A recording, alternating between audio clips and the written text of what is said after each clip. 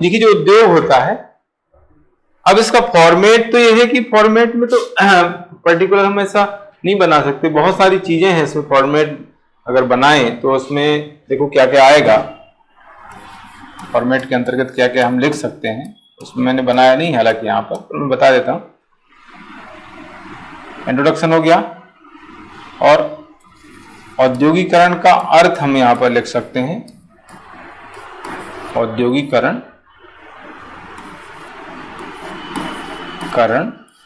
का अर्थ,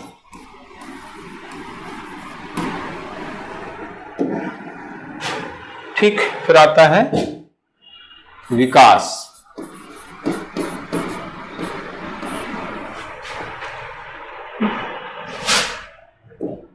फिर विकास के लिए सरकारी प्रयास, विकास के लिए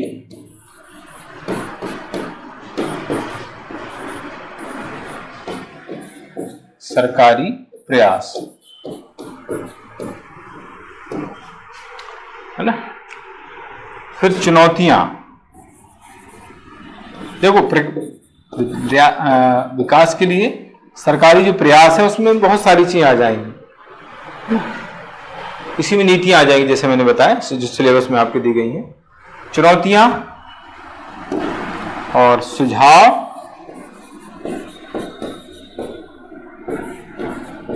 निष्कर्ष।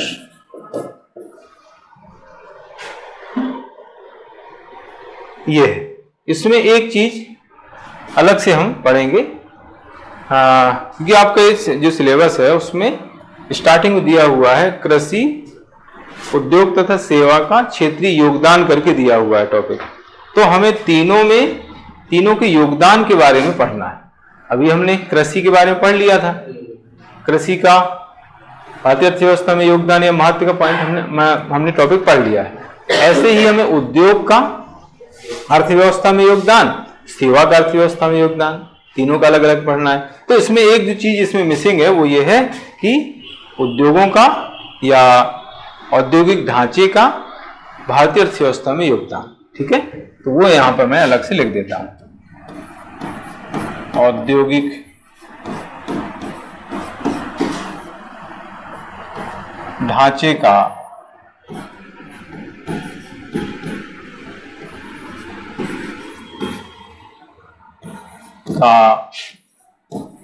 भारतीय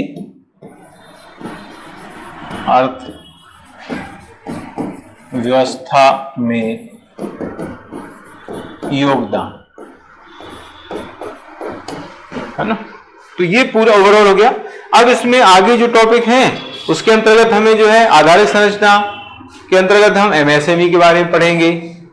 एमएसएमई बहुत इंपॉर्टेंट टॉपिक है, आपको सिलेबस में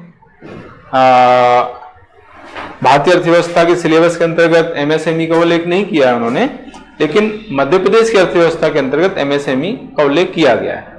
यानी ये आपको मिलेगा 3rd यूनिट में, 3री यूनिट में दिया है एमएसएमई, और आधारित संरचना भी उसमें दिया है एमपी के संदर्भ में। हाँ लिखा है ना। तो हम क्या करेंगे, एमएसएमई को इंडिया के परिप्रेक्ष्य में पढ़ लेंगे और एमपी के परिप्रेक्ष्य में पढ़ लेंगे। आधारित संरचना इंडिया के परिप्रेक्ष्य में पढ़ लेंगे, भारत के परिप्रेक्ष्य में पढ़ लेंगे। तो वो ये दो जो अभी पहली यूनिट हम पढ़ रहे हैं ये और 3री यूनिट, इनको साथ में कुछ चीजें हम कर लेंगे कवर, ठीक है। विशेष आर्थिक क्षेत्र आपके सिलेबस में मेंशन नहीं है, लेकिन विशेष आर्थिक क्षेत्र औद्योगिक ढांचे के अंतर्गत आता है, तो विशेष आर्थिक क्षेत्र भी आपको पढ़ना है, ठीक है। वो भी इंपॉर्टेंट आया भी है क्वेश्चन पहले। औद्योगिक रुग्णता भी आती है, वो भी हमें पढ़ना है, औद्योगिक रुग्णता के भी क्वेश्चन पहले आए हुए हैं, ठीक है। तो ये सारी चीजें आपको पढ़ना है, क्लियर मेंशन नहीं है फिर भी पढ़ना है, ठीक है। एमएसएमई, विशेष आर्थिक क्षेत्र और औद्योगिक रुग्णता, ठीक है। तो ये है इस तरीके से इसका फॉर्मेट, क्या क्या हमें पढ़ना है वो मैंने यहां पर आप लोगों को बताया है। मैं आपको यहां पर और लिख देता हूं, एमएसएमई ये पढ़ना है, भारत तथा एमपी।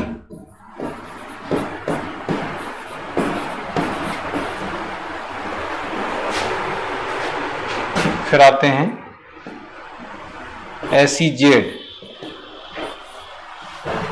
स्पेशल इकोनॉमिक जोन, ये भी भारत एमपी के संदर्भ में दोनों में पढ़ना है। फिर आता है औद्योगिक रुग्णता,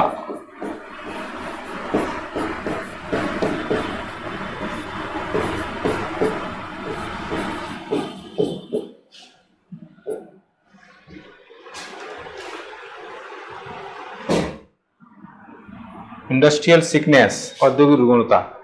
तो ये भी जो है हमें औद्योगिक क्षेत्र के अंतर्गत पढ़ना है, उद्योगों के अंतर्गत पढ़ना है। और एक ये टॉपिक मैंने बता ही दिया है, ये इंपॉर्टेंट टॉपिक है। औद्योगिक ढांचे का भारतीय अर्थव्यवस्था में योगदान, ये मेरे ख्याल इसी साल पूछा गया है, अभी जो एग्जाम हुई है पूछा गया है ये क्वेश्चन। एक बार सेवा क्षेत्र का योगदान पूछा गया था, पहले कृषि का योगदान काफी पूछा गया है। तो तीन जो चीजें हैं, तीन में से एक तो लगभग आ ही जाना है, आप मान के चलो। तीन योगदान दिए हैं उसमें, कृषि, उद्योग, सेवा। तो इनमें से एक क्वेश्चन आगे जो एग्जाम आने वाला है उसमें आ सकता है। और एमएसएमई, सेज, ये भी बहुत इंपॉर्टेंट टॉपिक माने जाते हैं। तो इनका हमें डिटेल आगे करना है, ठीक है। देखिए, औद्योगिक जो ढांचा होता है ये किसी देश तथा राज्य के विकास का आधार होता है ना। किसी भी देश तथा प्रदेश का औद्योगिक विकास उसके औद्योगिक ढांचे पर निर्भर करता है। यानी या इसको हम ऐसे भी कह सकते हैं कि किसी देश तथा प्रदेश की आर्थिक गतिविधियां, समस्त आर्थिक गतिविधियां औद्योगिक ढांचे पर केंद्रित होती हैं या उसके इर्द गिर्द जो है संचालित होती हैं। तो ये स्टार्टिंग मैंने ऐसी बताई, ठीक है। भारत में जो औद्योगिक ढांचे का विकास है वो स्वतंत्रता के बाद हुआ है। स्वतंत्रता के पहले जो है औद्योगिक ढांचा उस तरीके से विकसित नहीं हो पाया, आधुनिक तरीके से विकसित नहीं हो पाया जिस तरीके से विकसित होना चाहिए। तो भारत में औद्योगिक ढांचे का जो विकास है प्रमुख रूप से द्वितीय पंचवर्षीय योजना से माना जाता है ना। यहीं से हम ऐसा कहते हैं कि भारत में औद्योगिकरण स्टार्ट हुआ, इंडस्ट्रियलाइजेशन स्टार्ट हुआ द्वितीय पंचवर्षीय योजना से। अगर हम इंडिया वर्ल्ड के परिप्रेक्ष्य में बात करें तो पूरे वर्ल्ड में जो है औद्योगिकरण जो है ब्रिटेन से माना जाता है, इसकी स्टार्टिंग है ना 18वीं शताब्दी के मध्य से ब्रिटेन में सबसे पहले औद्योगिकरण स्टार्ट हो जाता है। लेकिन इंडिया के परिप्रेक्ष्य में अगर बात करें तो इंडिया में द्वितीय पंचवर्षीय योजना से इसको स्टार्ट माना जाता है। तब से लेकर के भारत में औद्योगिक ढांचा विकसित हो रहा है और इस मामले में आज हम आत्मनिर्भर हो चुके हैं। इस तरीके से आपको बताना है और इसका थोड़ा सा डेटा बता देंगे कि नई जो आर्थिक समीक्षा है, आर्थिक समीक्षा 2022-23, इसके अनुसार 2021-22 में जीबीए या जीडीपी में औद्योगिक क्षेत्र का योगदान लगभग 28% के आसपास है। तो वो आपको डेटा यहाँ पर लास्ट में लिखना है। तो ये इंट्रोडक्शन हो गया इस तरीके से। तो इंट्रोडक्शन में एक आपको डेटा लिखना है और वो क्या डेटा होगा, वो होगा नई आर्थिक समीक्षा के हिसाब से जीबीए या जीडीपी में औद्योगिक क्षेत्र के योगदान का डेटा आपको लिखना, परसेंटेज लिखना। तो इस तरीके से इसका इंट्रोडक्शन ऐसे आपको बताना है। क्लियर हो गया यहाँ तक पहला पैरा, है ना। उसमें आपको पहले तो यही बताना है कि किसी देश तथा प्रदेश का आर्थिक विकास उसके औद्योगिक ढांचे पर निर्भर करता है। एक स्टार्टिंग इस तरह से हो गई, है ना। दूसरा मैंने बताया किसी देश तथा प्रदेश की समस्त आर्थिक गतिविधियां उद्योगों पर केंद्रित होती हैं या औद्योगिक ढांचे के इर्द गिर्द होती हैं या संचालित होती हैं। ये दूसरा तरीका हो गया स्टार्टिंग का। बाकी फिर जो लाइन है, बाकी जो चीजें हैं वही लगभग रहेंगी। मैंने बताया है वैश्विक परिप्रेक्ष्य में औद्योगिकरण की जो स्टार्टिंग है वो ब्रिटेन से मानी जाती है 18वीं शताब्दी के मध्य से। भारतीय परिप्रेक्ष्य में इसकी जो स्टार्टिंग है द्वितीय पंचवर्षीय योजना से स्टार्ट हुई मानी जाती है। तब से लेकर के अभी तक भारत इस क्षेत्र में आत्मनिर्भर हो चुका है और औद्योगिक ढांचा काफी विकसित हो चुका है। इस आधार पर नई जो आर्थिक समीक्षा 2022-23 के अनुसार 2021-22 में इस क्षेत्र का जीबीए में या जीडीपी में योगदान इतना है, बस 28% के आसपास है। तो वो आपको जो है इंट्रोडक्शन में लिखना है, एक डेटा आपको इंट्रोडक्शन में लिखना है। तो इस तरह से ये पहला पैरा आप लोगों का कंप्लीट हो जाता है। अब इसका फिर मीनिंग मैंने बताया है। औद्योगिकरण का अर्थ, औद्योगिकरण का अर्थ होता है एक ऐसी गतिविधि जिसमें वस्तुओं का जो उत्पादन है, निर्माण है, विनिर्माण है, वो अत्याधुनिक तकनीकी से युक्त मशीनों द्वारा किया जाता है ना। औद्योगिकरण एक ऐसी आर्थिक गतिविधि है जिसके अंतर्गत वस्तुओं का निर्माण, वस्तुओं का उत्पादन, निर्माण तथा विनिर्माण अत्याधुनिक तकनीकों से युक्त मशीनों द्वारा किया जाता है, जिससे उत्पादन अधिक हो सके, उत्पादन में वृद्धि हो सके। तो इस तरीके से इसको हम औद्योगिकरण कहते हैं। आई बात समझ में आ गया। औद्योगिकरण एक ऐसी प्रक्रिया है जिसके अंतर्गत वस्तुओं के उत्पादन तथा निर्माण में परंपरागत तकनीकों के स्थान पर अत्याधुनिक तकनीक से युक्त मशीनों का अधिकाधिक प्रयोग किया जाता है, जिससे वस्तुओं का अत्यधिक उत्पादन किया जा सके। यह है औद्योगिकरण, है ना। तो कुल मिला के औद्योगिकरण के अंतर्गत क्या होता है? औद्योगिकरण के अंतर्गत जो मशीन है उनका प्रयोग करके और उत्पादन को बढ़ावा दिया जाता है। पहले क्या होता था? पहले ज्यादातर जो काम है हाथ से होता था, मशीनों का प्रयोग नहीं होता था, इसलिए उसको बोलते थे हस्तशिल्प, है ना। हस्तशिल्प बोला जाता था, अभी भी हालांकि होता है। हमारे इंडिया में जो है बहुत सारे काम होते हैं, इसको बोलते हैं हथकरघा, हैंडलूम, हथकरघा हैंडलूम, है ना। हैंडलूम और पावरलूम ये होते हैं, हैंडलूम और पावरलूम। हाथ से जो चीज चलती है उसको हैंडलूम बोलते हैं, वही जब चीज पावर से चलती है उसको पावरलूम बोल देते हैं, है ना। हथकरघा, पावरलूम जो है, हैंडलूम, पावरलूम, ये अभी भी चल रहे हैं। और इसके लिए बुरहानपुर बहुत फेमस माना जाता है। आप MPGS के अंतर्गत प्री में भी क्वेश्चन आता है कि हैंडलूम तथा पावरलूम के लिए मध्य प्रदेश का कौन सा जिला सबसे प्रसिद्ध है? तो बुरहानपुर माना जाता है। ठीक है, ये प्री का क्वेश्चन है, प्री में आते हैं इस तरह से क्वेश्चन। तो आई बात समझ में। तो परंपरागत जो उत्पादन की तकनीक थी उसके स्थान पर अत्याधुनिक तकनीक से युक्त जो मशीन है उनके द्वारा जब हम उत्पादन कार्य करते हैं उसको कहते हैं औद्योगिकरण। ठीक है, ब्रिटिश काल में जो है यहाँ पर औद्योगिकरण स्टार्ट हुआ था, लेकिन एक्चुअल में जो है औद्योगिकरण बाद में ही स्टार्ट हुआ। उस समय तो कुछ ऐसे ज्यादा बड़े बड़े उद्योग धंधे लग नहीं पाए, स्वतंत्रता के बाद ही ये चीज ज्यादा स्टार्ट हुई थी। ठीक है, तो हम आगे अब इसका एक डायग्राम मैंने बनाया है, जिस तरीके से मैंने डेफिनेशन बताई उस तरीके से एक डायग्राम मैंने बताने का प्रयास किया है, डायग्राम के माध्यम से समझाने का प्रयास किया। उत्पादन है, निर्माण है, विनिर्माण है, प्रोडक्शन, कंस्ट्रक्शन, मैन्युफैक्चरिंग, इंग्लिश में कहते हैं प्रोडक्शन।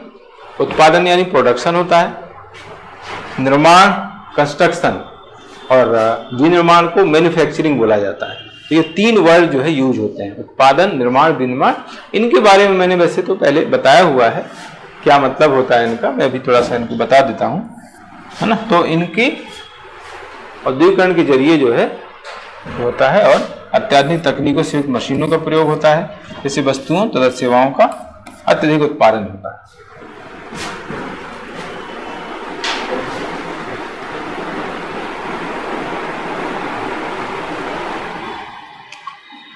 उत्पादन मतलब कोई नई चीज बनती है जो पहले से हमारे पास कुछ मौजूद नहीं है, नया प्रोडक्ट बनता है तो उसको हम बोलते हैं उत्पादन, प्रोडक्शन। जो उत्पादन हुआ है उसके आधार पर, उसे प्राप्त कच्चे माल के आधार पर हम वस्तु बनाते हैं, उसको निर्माण बोलते हैं। जो निर्मित वस्तु है उससे हम विनिर्मित वस्तु बनाते हैं तो उसको विनिर्माण या मैन्युफैक्चरिंग बोला जाता है। मैंने कई बार एग्जाम्पल भी दिए हैं, जैसे गेहूं है तो गेहूं का उत्पादन होता है। ठीक है, उत्पादन गेहूं, फिर निर्माण आटा, फिर इसी से विनिर्माण बिस्किट वगैरह हो गए, सॉरी बिस्किट्स,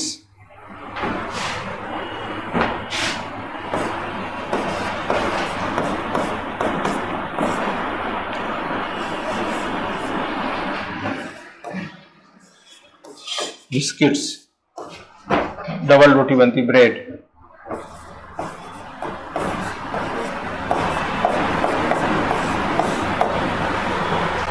ना। तो ये विनिर्माण हो गया। इस तरीके से हम इसको समझ सकते हैं। जैसे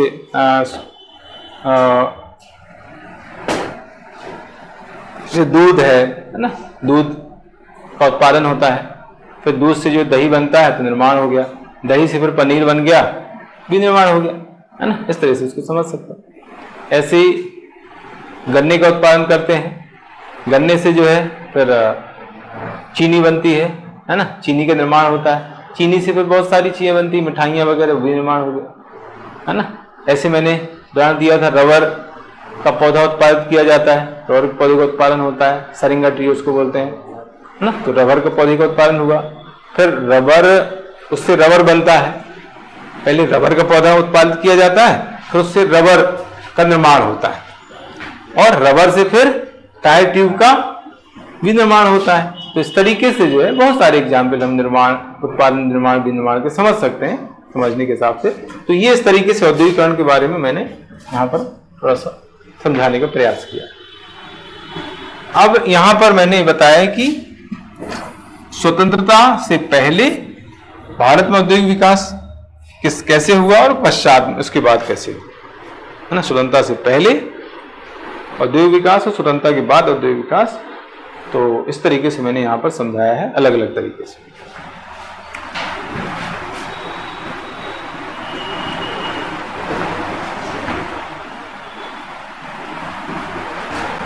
ये है स्वतंत्रता से पूर्व। स्वतंत्रता से पहले जो है कब कब, कैसे कैसे भारत में औद्योगिक विकास हुआ है, उसको मैंने यहां पर समझाने का प्रयास किया। तो सबसे पहले आता है 1772, जिसमें कोयला खनन उद्योग रानीगंज में स्टार्ट हुआ, क्योंकि कोयले का उत्खनन जो है इसी समय से प्रारंभ माना जाता है ना। भारत में कोयले का जो उत्खनन है वो रानीगंज से स्टार्ट हुआ, पश्चिम बंगाल से। दो अंग्रेज थे, व्हिटले तथा समनर, ये दो नाम आते हैं, आप पढ़ेंगे तो आपको मिलेंगे। व्हिटले तथा समनर दो अंग्रेज व्यक्ति थे, उन्होंने भारत में कोयले का उत्खनन कार्य प्रारंभ करवाया था रानीगंज से, पश्चिम बंगाल से। तो वहीं पर जो है उद्योग स्थापित हो जाता है, कोयला खनन उद्योग रानीगंज, पश्चिम बंगाल। तो ये स्टार्टिंग यहां से मानी जाती है। इसका समय है 1772, ठीक है। अब ये चीजें आपको जो है ज्यादा लिखने की जरूरत नहीं पड़ेगी, ये फैक्चुअल चीजें हैं। कभी 2 नंबर में पूछ ले मेंस में या प्री में पूछ ले, तो उस हिसाब से आपको ध्यान रखना है, फैक्ट है। क्योंकि मेंस में औद्योगिक विकास जो आपको पूछा जाएगा, जो आपके काम का है, वो स्वतंत्रता के बाद का है। स्वतंत्रता के पहले क्या हुआ वो इतना इंपॉर्टेंट नहीं है, स्वतंत्रता के बाद औद्योगिक विकास जो हुआ वो इंपॉर्टेंट। ये मैं एक जानकारी के लिए आपको बता रहा हूं। कभी रेयर केस में मेंस में स्वतंत्रता से पहले औद्योगिक विकास पूछ ले, वैसे हालांकि पूछने की संभावना कम है, कभी पूछ ले तो आपसे ये बन जाए, उसके उस एस्पेक्ट से मैंने ये चीजें आप लोगों को बताई हैं, बता रहा हूं। फिर इसके बाद 1832 की हम बात करें, 1832 में क्या हुआ, पहली कागज मिल लगाई गई थी। भारत की पहली कागज मिल पश्चिम बंगाल श्री रामपुर में लगाई गई थी, लेकिन ये सफल नहीं हुई। तो पहला सफल जो कागज का कारखाना है वो 1867 का है, है ना। 1832 में पहली कागज मिल लगाई गई थी पश्चिम बंगाल में, ये 1832 की बात, ठीक है। लेकिन वो सफल नहीं रही, बंद हो गई। पहला सफल जो कागज का कारखाना है वो 1867 से 70 के बीच, ये दो इसमें डेट समय दिया गया है। बालीगंज कोलकाता में इसको स्थापित किया गया था, कोलकाता के पास बालीगंज है, वहां पर इसको स्थापित किया गया था और ये सफल माना जाता है, ठीक है। एक इंपॉर्टेंट बात बता दूं कि कागज उद्योग के लिए सबसे फेमस जो प्लेस है वो है टीटागढ़। प्री के लिए भी इंपॉर्टेंट फैक्ट है, टीटागढ़ पश्चिम बंगाल का एक स्थान है, वो कागज उद्योग के लिए सबसे फेमस जगह मानी जाती है। तो ये क्वेश्चन भी कभी आता है, ध्यान रखना। लेकिन पहला सफल कारखाना कलकत्ता में पश्चिम बंगाल में स्थापित हुआ था, बालीगंज में। रेशम का आधुनिक कारखाना इसी समय स्थापित हुआ। रेशम का आधुनिक कारखाना ईस्ट इंडिया कंपनी द्वारा हावड़ा पश्चिम बंगाल से प्रारंभ किया गया। इसके बाद कर्नाटक में 1845 व कश्मीर में 1892 में स्थापित किया गया, है ना। पहला जो कारखाना ये हावड़ा में स्थापित हुआ, इसका समय है 1832। तो 3 इसमें ईयर दिए गए हैं, अलग अलग स्थानों पर रेशम के कारखाने अलग अलग समय में स्थापित किए गए। तो पहला जो रेशम का कारखाना था वो 1832 का है। कहाँ पर स्थापित हुआ? तो हावड़ा में स्थापित हुआ, है ना। फैक्चुअल चीजें हैं एकदम, इसमें याद करने की चीजें, कोई समझने की चीजें नहीं है, लेकिन सिस्टमेटिक तरीके से अगर आप उसको पढ़ लेंगे, याद कर लेंगे तो आपको ज्यादा इजी रहेगा। ठीक है, तो रेशम के 3 कारखाने यहाँ पर हो गए। पहला कारखाना आपको ज्यादा ध्यान रखना है, और वो हावड़ा में स्थापित हुआ, उसका समय है 1832 और पश्चिम बंगाल राज्य। इसके बाद कर्नाटक में स्थापित हुआ सेकेंड 1845 में, फिर कश्मीर में स्थापित हुआ 1892 में। तो ऐसे 3 कारखाने यहाँ पर अलग अलग समय में अलग अलग स्थानों पर स्थापित हुए, जिनका आपको ईयर ध्यान रखना है और जगह ध्यान रखना है। ठीक, यहां तक क्लियर हुआ?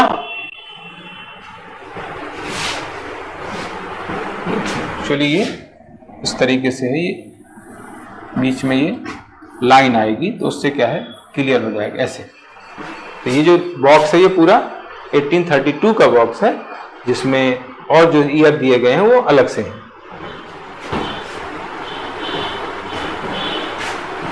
1854 में क्या हुआ? 1844 में सारी चीजें बताई गई यहाँ पर। 1844 में पहली रेलगाड़ी चलाई गई थी, हिस्ट्री में आप पढ़ते ही हैं। मुंबई तथा थाने के बीच पहली ट्रेन चली थी, है ना। भारत की पहली जो ट्रेन है वो मुंबई तथा थाने के बीच चली 1854 में, लॉर्ड डलहौजी द्वारा चलाई गई थी। इसी समय जो 1854 में मुंबई में प्रथम सूती कपड़ा मिल स्थापित की गई थी, है ना। पहली सूती कपड़ा मिल इसी समय स्थापित की गई, उसका समय भी 1854 है, जब भारत में पहली रेल चलाई गई। दोनों का ईयर जो है सेम। और ये जो मिल थी, ये मोटा धागा वो कपड़ा का उत्पादन करती थी, कपड़े का उत्पादन करती थी, ना, कपड़े का उत्पादन करने में सक्षम थी। फिर ये अलग से यहाँ पे लिखा हुआ ईयर 1932 में दूसरी सूती वस्त्र जो है स्थापित की गई थी। इसके लिए जो है टैरिफ बोर्ड का गठन किया गया। 1932 में दूसरी सूती वस्त्र मिल उद्योग हेतु जो है टैरिफ बोर्ड की स्थापना की गई थी, उसका समय है 1932, है ना। तो कुल मिला के इसमें 2 ही चीज इंपॉर्टेंट हैं। एक तो रेलगाड़ी सबसे पहले कहाँ पर चली, कब चली, कहाँ चली, तो वो ध्यान रखना है। 1854 में कहाँ पर चली थी ये? मुंबई तथा थाने के बीच।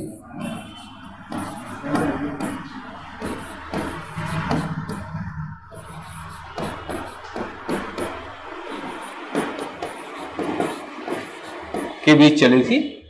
32 किलोमीटर जो मार्ग था उस पर स्टार्टिंग हुई थी उसकी। और इसी समय 1854 में ही पहली सूती कपड़ा मिल स्थापित की गई थी। अच्छा, सॉरी, हाँ सही कह रहे हैं, मुझे भी थोड़ा सा कंफ्यूजन हो रहा था। 1853, हाँ इसका सर सही है, 1853 है इसका, है ना। 1853 में पहली रेलगाड़ी चली थी मुंबई थाने के बीच, और 32 किलोमीटर लगभग उसकी डिस्टेंस थी। और 1854 इसके जस्ट बाद मुंबई में पहली सूती कपड़ा मिल स्थापित की गई। हाँ सही है, 53 है, 1953 सही है। लॉर्ड डलहौजी के समय की बात है ये, ईयर उसमें गलत छप गया है, लॉर्ड डलहौजी, ये ठीक।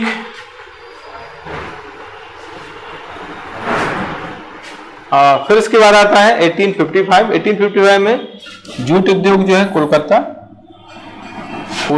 एक्चुअली आएगा, कोलकाता,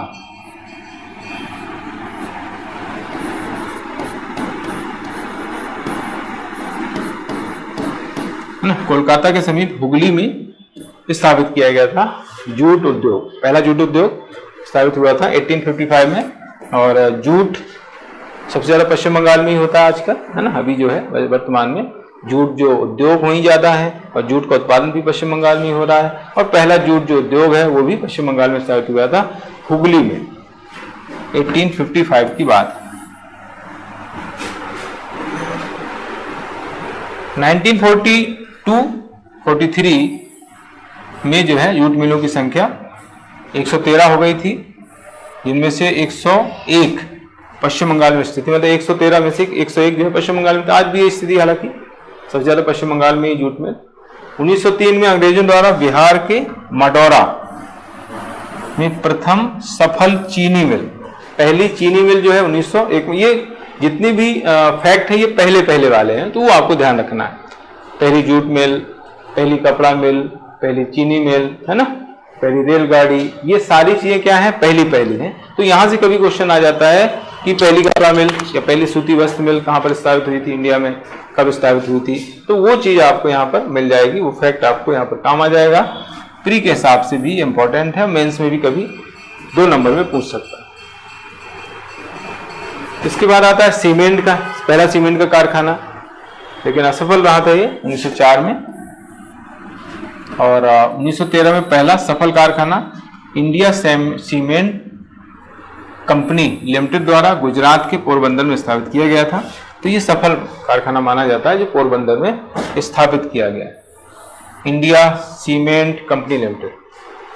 1936 में क्या हुआ था, 10 प्रमुख सीमेंट जो उत्पादक थे वो एसोसिएटेड सीमेंट कंपनी में सम्मिलित हो गए थे, जिससे भारत में सीमेंट उद्योग के संगठन में सुधार हुआ, है ना। एक साथ जो है 10 सीमेंट उत्पादक जो लोग थे वो जो है एसोसिएटेड सीमेंट कंपनी, एसीसी उसको कहा जाता है, एसीसी, है ना, एसोसिएटेड सीमेंट कंपनी, एसीसी में जो है 10 जो उत्पादक थे सम्मिलित हो गए थे, जिससे सीमेंट उत्पादन काफी बढ़ गया था, उसमें सुधार हो गया था। तो ये है इस तरीके से। फिर 1907-08 का समय है, इसमें जो है पहला लोहा इस्पात उद्योग स्थापित हुआ था। इंडिया का पहला लोहा इस्पात उद्योग जो है 1907 में स्थापित किया, प्राइवेट सेक्टर में। ये जमशेदजी टाटा द्वारा स्थापित किया गया था, है ना। लोहा व इस्पात उद्योग का प्रारंभ 19वीं शताब्दी में आरंभ हो गया था। Bengal iron and steel company limited पहली सफल कंपनी मानी जाती है। Tata iron and steel company Jamshedpur में उत्पादन शुरू किया गया है ना। टिस्को इसको कहा जाता है, TISCO, TISCO, Tata iron and steel company है, जिसको जमशेदजी टाटा द्वारा इसको स्थापित किया गया था। झारखंड के जमशेदपुर में इसको स्थापित किया गया। जमशेदपुर,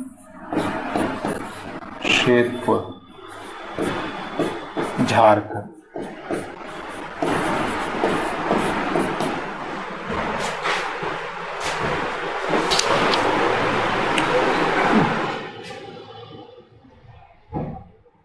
तो ये है इस तरीके से, ये प्राइवेट क्षेत्र की बड़ी कंपनी कही जाती है टिस्को, और पहली भी कंपनी प्राइवेट सेक्टर की टिस्को, और इसकी सफलता से प्रभावित होकर के मेसर्स बर्न एंड कंपनी ने Indian iron and steel company की स्थापना की थी, जिसने अपने हीरापुर कारखाने में 1942 में बलुआ लोहा उत्पादन शुरू किया गया था। यह है Indian iron and steel company. Actually Indian iron and steel company जो है ये स्वदेशी कंपनी है। इसके पहले जितने भी स्टील कारखाने स्थापित किए गए थे वो विदेशी सहायता से स्थापित किए गए थे। Indian iron and steel company, इसको कहते हैं इसको, ये है IISCO, ये इसको है, वो टिस्को है। Indian iron and steel company स्वदेशी तकनीक से इसको स्थापित किया गया था। इसके पहले भिलाई स्टील प्लांट है, राउरकेला स्टील प्लांट है, दुर्गापुर स्टील प्लांट है, बोकारो स्टील प्लांट है। ये अलग अलग सहयोग से, विदेशी सहयोग से स्थापित किए गए थे, लेकिन ये स्वदेशी तकनीक से स्थापित की गई थी। इसको Indian iron and steel company. Railway उपकरण बनाने के लिए पहली कंपनी स्थापित की गई थी झारखंड में, पेनिनसुला, उसका नाम है पेनिनसुला लोकोमोटिव कंपनी के नाम से इसको स्थापित किया गया था 1921 में, है ना। रेलवे उपकरण बनाने के संबंध में झारखंड में एक कंपनी स्थापित की गई थी, पेनिनसुला लोकोमोटिव कंपनी, और इस कंपनी का 1945 में टाटा समूह द्वारा अधिग्रहण कर लिया गया था, क्रय कर लिया गया था। तो इसका नाम हो गया Tata engineering and locomotive company, इसको नाम दिया गया। 1945 में ये अधिग्रहण हुआ था या इसको क्रय किया गया था टाटा द्वारा, Tata engineering and locomotive company. ठीक, क्लियर हो गया यहां तक।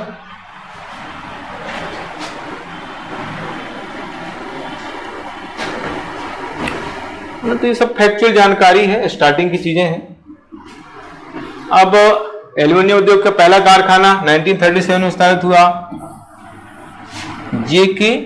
नगर, आसनसोल, ये पश्चिम बंगाल का शहर है। इसका नाम एल्यूमिनियम कॉर्पोरेशन ऑफ इंडिया के नाम से इसको स्थापित किया गया।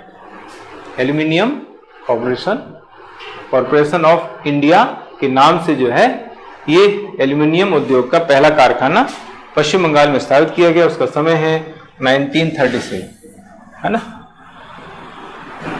तो इतने सारे पहले हो गए, देखो सारे पहले हो गए।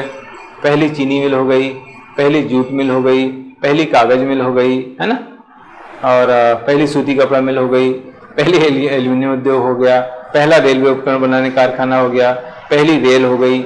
सब पहले हो गए। तो वो कहाँ पर स्थापित हुए, कब स्थापित हुए, इनके बारे में आपको याद रखना है, जो प्री में भी आपको आता है, क्योंकि प्री में भी एक सिलेबस मेरे का औद्योगिक विकास था, भी है क्या प्री में, है ना अभी। हाँ, तो उसमें ये सारी चीजें आपको काम आना है। ज्योग्राफी में भी है और इकोनॉमी के अंतर्गत भी आता है ये। तो ये सारी चीजें आपको प्री और मेंस दोनों में काम आएंगी।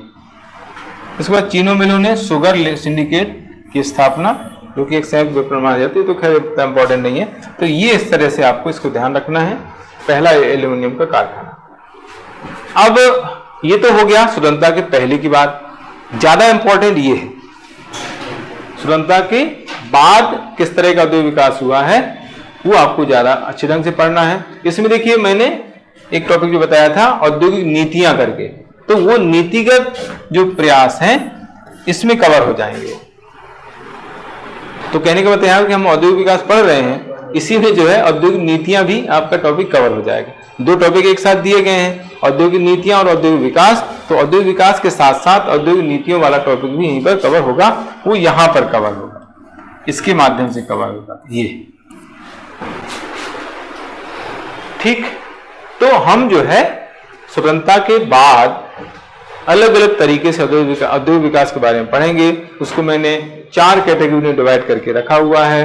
सबसे पहले हम पढ़ने वाले हैं पंचवर्षीय योजनाओं के माध्यम से, फिर नीतियों के माध्यम से, अलग अलग नीतियां जो उद्योग के संबंध में चलाई गई उनके माध्यम से, फिर योजनाओं के माध्यम से, योजनागत प्रयास, फिर अन्न है, अन्न मतलब संस्थाएं भी बहुत सारी स्थापित की गई हैं, उनके माध्यम से भी औद्योगिक विकास किए गए हैं, या बहुत सारे और प्रयास भी हैं। तो 4 तरीके से हम यहाँ पर भारत में औद्योगिक विकास के बारे में पढ़ेंगे जो स्वतंत्रता के बाद हुआ है।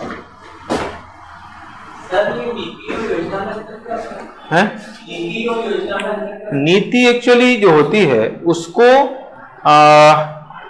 प्रभावी बनाने के लिए योजनाएं बनती हैं, है ना। जैसे शिक्षा नीति है, अब शिक्षा नीति है, अब शिक्षा नीति के लिए कार्यक्रम तैयार होते हैं, शिक्षा नीति को फॉलो करने के लिए कार्यक्रम सरकार द्वारा बनाए जाते हैं। शिक्षा नीति के लिए बहुत सारे कार्यक्रम चल रहे हैं, जैसे प्रौढ़ शिक्षा है, प्राथमिक शिक्षा है, माध्यमिक शिक्षा है, या सर्व शिक्षा अभियान है ना, शिक्षा गारंटी योजना है।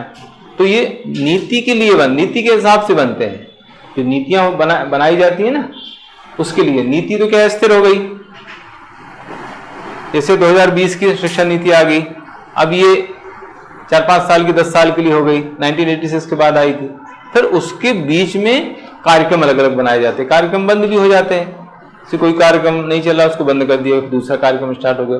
तो नीतियां ज्यादा स्थिर होती हैं, लंबे समय के लिए बनती हैं, और नीतियों को ही प्रभावी बनाने के लिए योजनाएं बनती हैं। आया समझ में? संविधान होता है, देखो हम अगर ऊपर से चलें तो सबसे ऊपर होता है संविधान, ठीक है। उस संविधान को क्लियर करने के लिए या उसको प्रभावी बनाने के लिए विधियां बनती हैं, कानून बनते हैं, है ना, विधि, कानून, अधिनियम। उस अधिनियम को लागू कराने के लिए नीतियां बनती हैं, नियम, कानून, नियम बनते हैं, विनियम बनते हैं, नीतियां बनती हैं। फिर उन नीतियों के लिए तो योजनाएं बनती हैं, कार्यक्रम बनते हैं, ऐसा क्रम है। जैसे मैं एग्जाम्पल दूं, हमारे संविधान में आर्टिकल 21A, जिसमें 6 से 14 वर्ष तक के बच्चों के लिए अनिवार्य और निःशुल्क शिक्षा का प्रावधान किया गया है, ठीक है। ये तो संवैधानिक प्रावधान हो गया, संविधान हो गया। फिर इसको प्रभावी बनाने के लिए कानून कौन सा आया? इसके लिए कानून आया ना, शिक्षा का अधिकार अधिनियम, कौन सा है? शिक्षा का अधिकार अधिनियम 2009 आया कि नहीं आया? आरटीई एक्ट है, आरटीई एक्ट 2009 शिक्षा आ गया। अब इस अधिनियम को लागू करने के लिए इसके अधिनियम के अंतर्गत नई शिक्षा नीति आ गई 2020 की, है ना, अभी चल रही है। नई शिक्षा नीति जो 2020 की आई है, इसके लिए बहुत सारे कार्यक्रम चलाए जा रहे हैं उसको फॉलो कराने के लिए।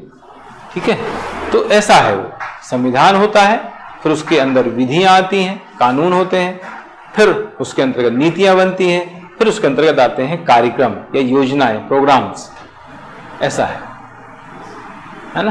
क्लियर हो गया ये? ठीक। हाँ, तो हम बात कर रहे हैं सबसे पहले पंचवर्षीय योजनाओं के माध्यम से औद्योगिक विकास।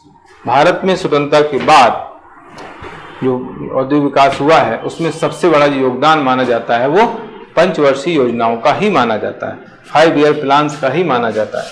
तो हम प्रथम पंचवर्षीय योजना से स्टार्ट करके और 12वीं पंचवर्षीय योजना तक चलेंगे, है ना। इन पंचवर्षीय योजनाओं के माध्यम से जो जहां जो भी काम हुए हैं, जो भी प्रयास किए गए हैं, उन प्रयासों को यहाँ पर हमें बताना है। पहली पंचवर्षीय योजना का जो समय है 1951 से 1956 माना जाता है। इस पंचवर्षीय योजना में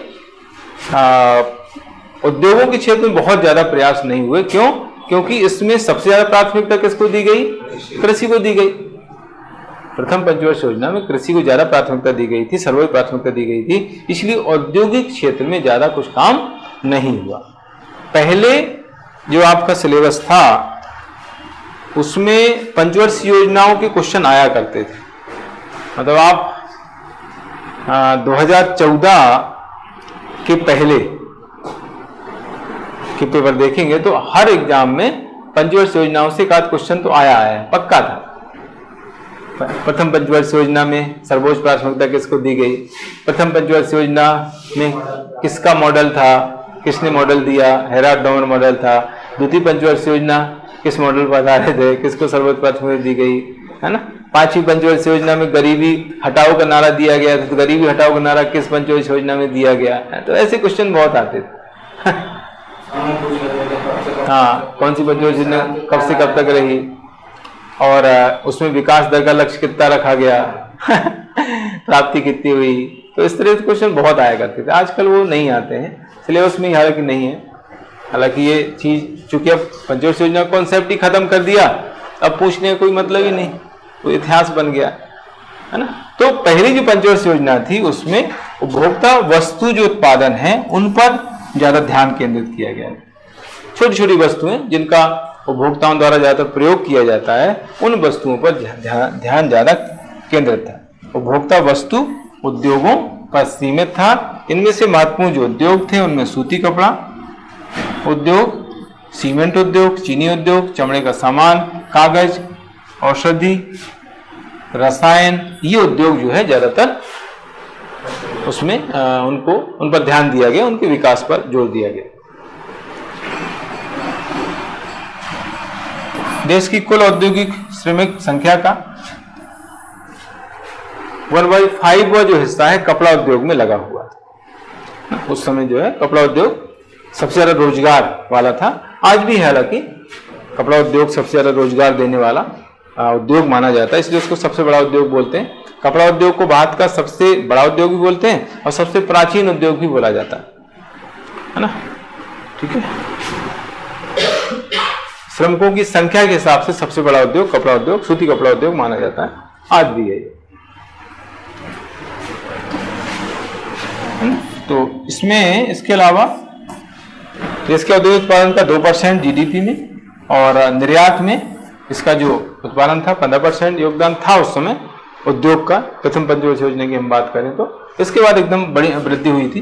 1956 के अंत तक 5 भारतीय औद्योगिक संस्थान, है ना, ये जो है स्थापित हो गए थे। 1956 तक भारत में 5 प्रौद्योगिकी संस्थान स्थापित किए गए थे।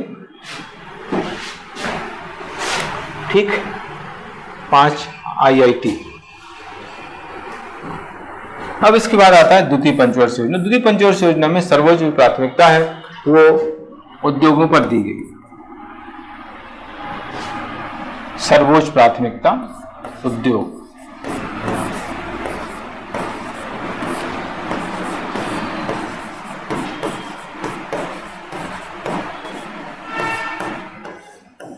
है ना, उद्योग को सर्वोच्च प्राथमिकता दी गई थी, इसलिए उद्योग विकास ज्यादा यहाँ पर हुआ है।